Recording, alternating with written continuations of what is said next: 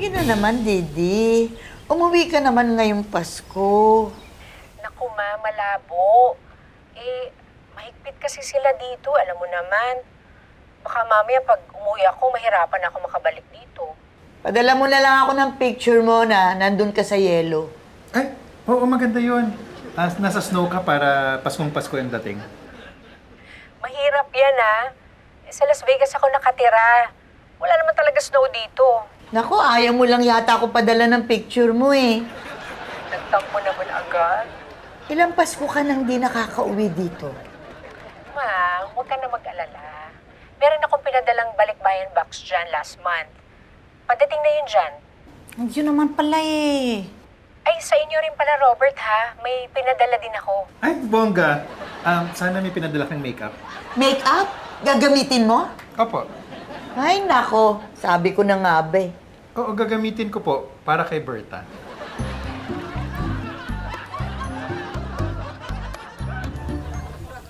Sana naman matuwa si Mimi. Oo naman. Naawa kasi ako sa kanya kanina nung kausap niya si Didi tapos sinasabi niya na hindi na naman siya makakauwi tong Pasko. Oo nga eh. Di bale, pag nalagay na natin lahat ng decorations, sigurado matutuwa na yan. Hoy! Ano yung ginagawa nyo? Hindi mo ba nakikita? Naglalagay na kami ng mga Christmas decor. Hindi. Tanggalin nyo yan. Sayang naman para maramdaman natin yung spirit of Christmas. Tandaan nyo dito sa bahay na to, walang magpapasko.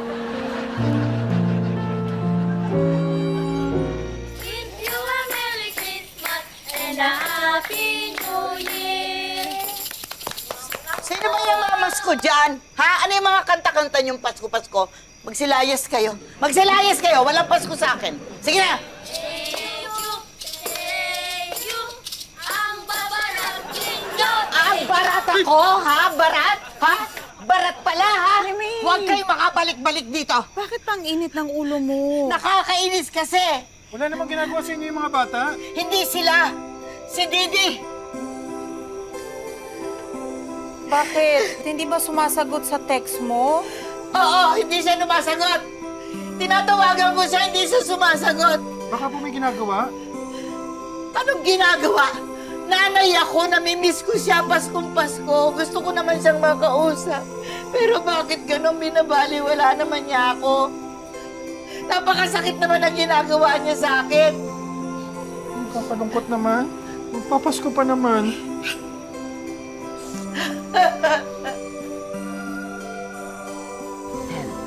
Anong nangyari dyan sa dalawang yan? Ay, naku. Umalis po muna sila sa bahay nila kay Aling Mimi. Oh. Kasi daw po, hindi na nila kinakaya. Apakasungit daw po. No.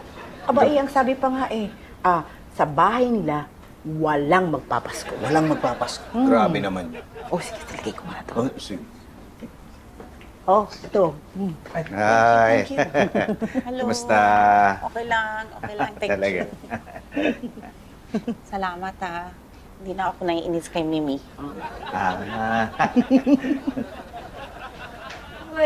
Uy! Ay, Mukhang pagod na pagod kayo, Ito, sinundo ako sa KTV. Oh. Nagkulang ng tao doon, kaya tumulong muna. kasi tayo sabay-sabay mag-utos yung mga customer. Dami hinihingi eh. Talaga? Di bukas, magsama lang kayo ni Robert. Tumulong kayo sa KTV, ha? Opo, sir. Ay, Sige. gusto ko rin po tumulong. Oh, talaga? Sige, pagpapaalam kita kay Mimi. Oy, huwag kayong mag-alala. Dadagdagan ko yung Christmas bonus niyo. Talaga po ba? Pati ako? Oo naman. Puti-puti ito, mababait ang mga tao. Nay, nasa KTV ba to kanina? Mga sis, super irita talaga ako dyan sa Party Place KTV bar na yan. Ay, wag na wag kayong pupunta dyan ha, kasi walang kwenta yung mga tao dyan. Ay, yung Party Place na yan, bulok. Grabe naman yan. Sa babae niyang puta natin. Ay, makakalimutan talaga sa akin yan. Hayaan niyo na. Medyo nagka-problema lang sa reservation. Oo, pero wala naman siyang karapatan magsalita ng gano'n. Mama. Akala ko masaya dito. Hindi rin naman pala. Nalulungkot na naman ako. Gusto mo pasayin kita? Kakatang kita ng Christmas. Yung Mariah version ko. Kahit wag na siguro, okay lang.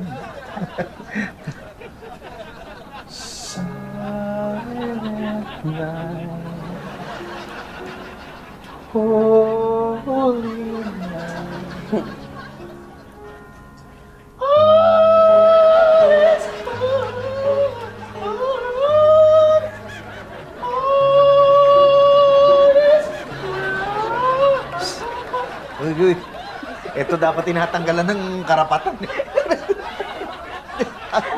Hindi pa ba?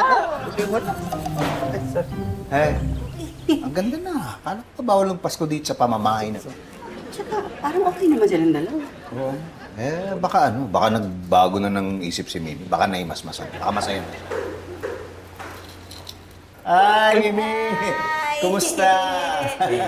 Ang titigas talaga ng ulo nyo.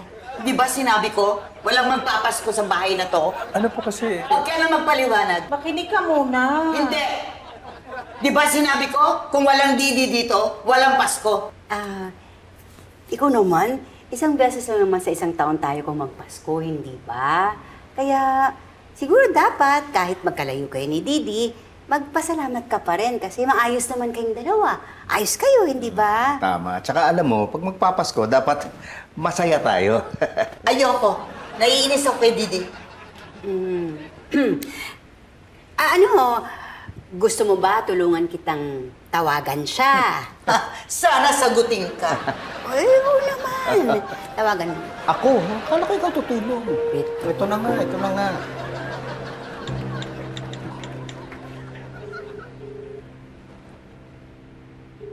Hello? Hello, Didi? Pepito? Didi, nasaan ka? Pepito? Teka, may kausap. Didi! Uy! Ay! Mama? Didi, anak ko! Nandito ka! Hi!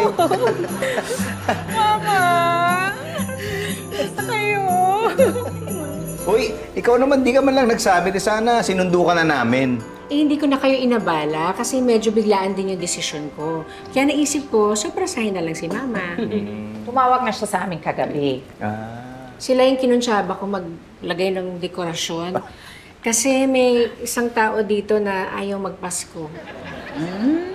Kasi akala ko, baliwala na ako sa'yo.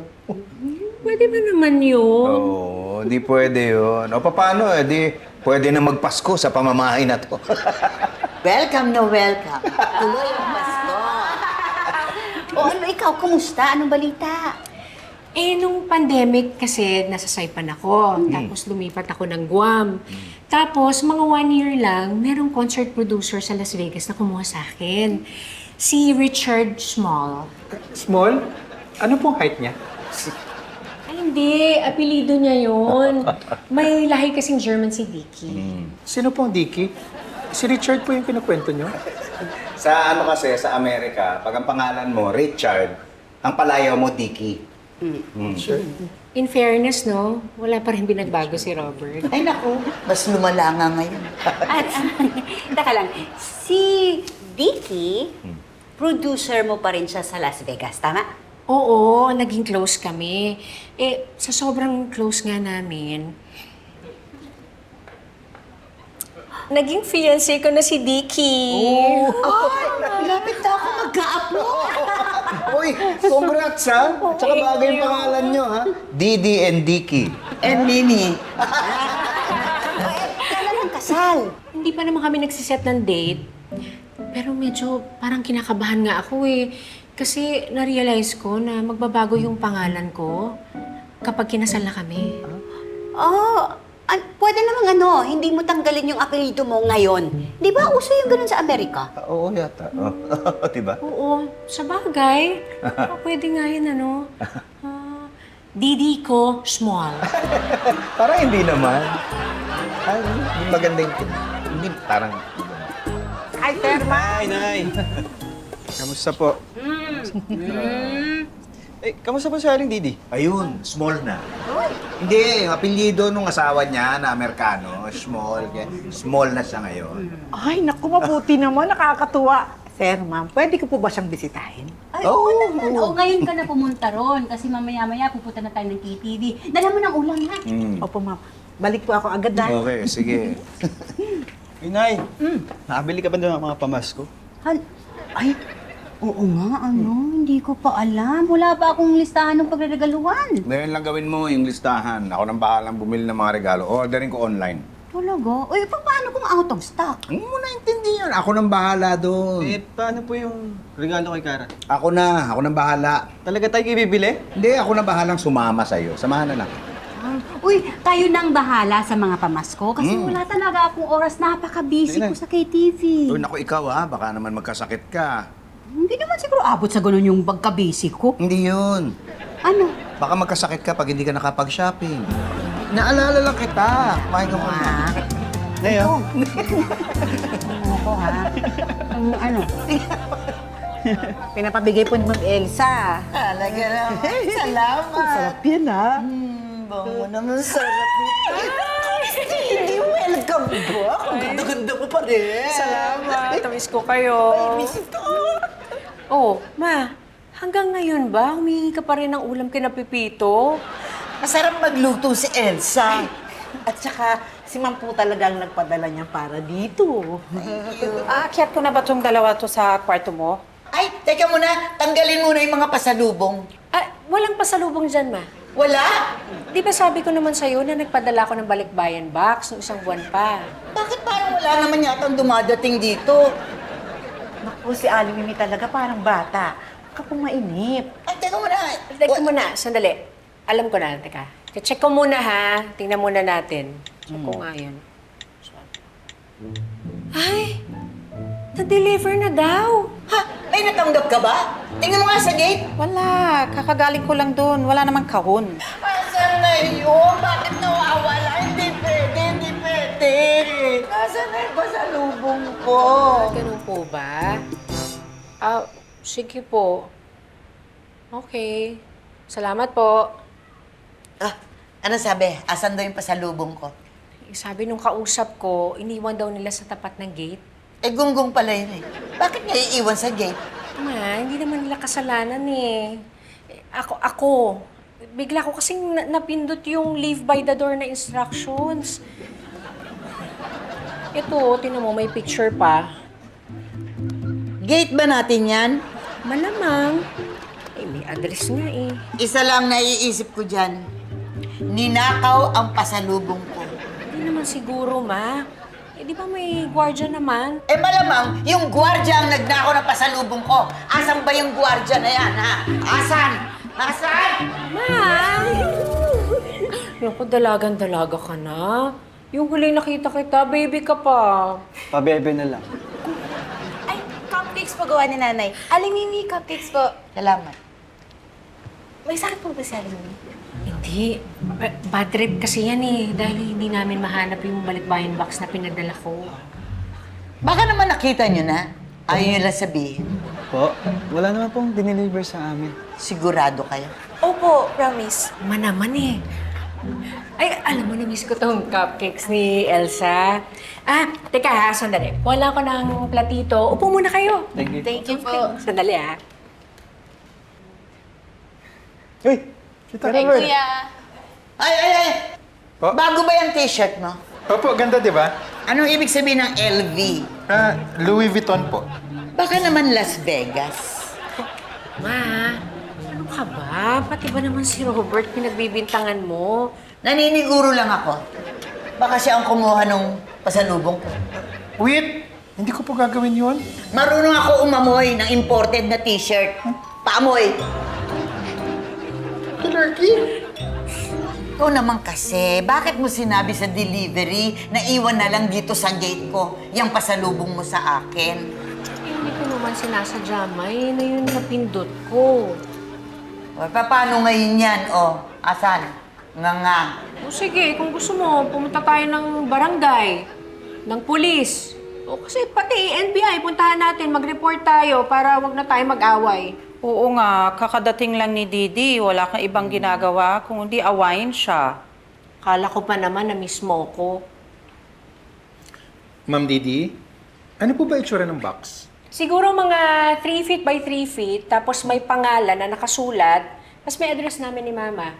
Tapos may nakalagay na Balikbayan Box sa harap. Sandali lang po ah.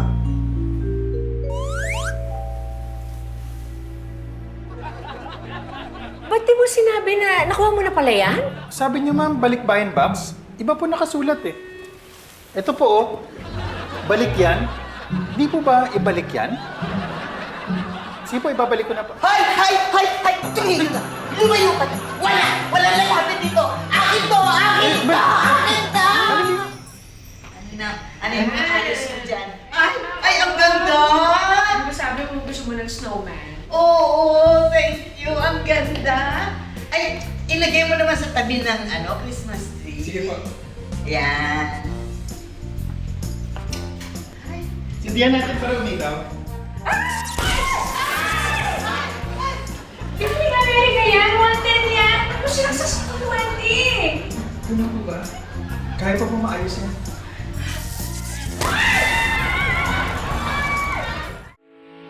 Getting all your Kapuso shows has never been this affordable. Subscribe to the GMA Pinoy Pack on YouTube TV for only $14.99 a month. Watch GMA Pinoy TV, GMA Live TV, and GMA News TV anytime, anywhere. Matawa mo saya